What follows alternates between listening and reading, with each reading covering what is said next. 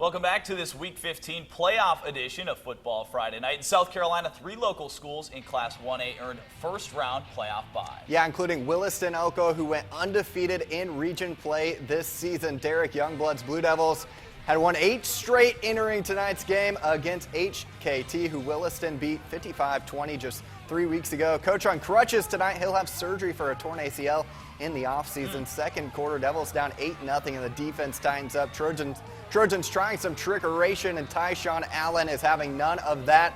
Throws him for a huge loss. Later in the second, still down 8, Tyron Parker will weave his way through traffic. He's got a lot of room to run at 65 yards before he's dragged down inside the 5. 2 snaps later, it's Allen again. He's headed to the North-South All-Star game, but first he's headed in for 6, and Coach Youngblood will have to wait at least another week to get that ACL fixed. The Blue Devils roll 44-8. Blue Devils will play at Lamar next week.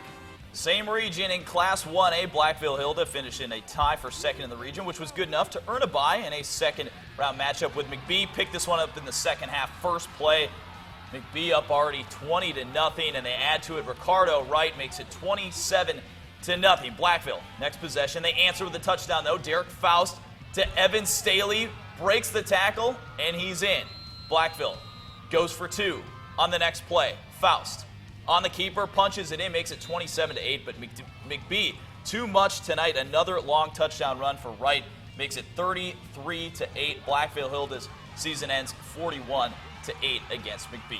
What a turnaround for McCormick and Russ Snyder this season. The Chiefs lost their first 5 games, but won their last 5 to win the region. They hosted Louisville tonight. We pick it up in the first quarter. No score. Quentin Sanders takes the direct snap for the touchdown to put the Lions up 6-0. Later in the quarter, it's Gene Thompson this time. Another direct snap. He takes it in for the score. 2-point conversion good, and Louisville led 14-0. Second quarter we go. Mateo Durant takes the handoff, breaks a tackle, scampers in for the touchdown. 2-point conversion good to make it a 14-8 game, but that's as close as it would get as the Lions roll in this one. Final score 42-14. All right, some of the other scores from tonight. Barnwell wins 28-6 at Woodland, so Barnwell is going to play at Carver's Bay next week in the state quarterfinals, and North Augusta's season unfortunately comes to an end 13-3. They lose at Belton Honia Path. So let's do a quick recap here before we say goodnight.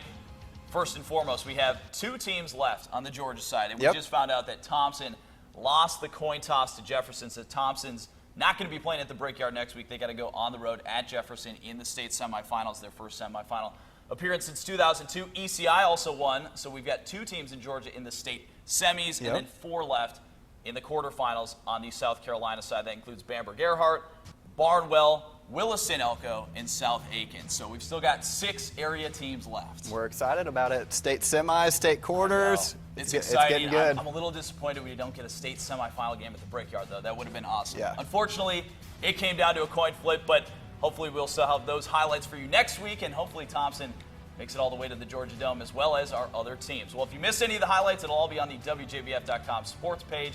Have a great night, everybody.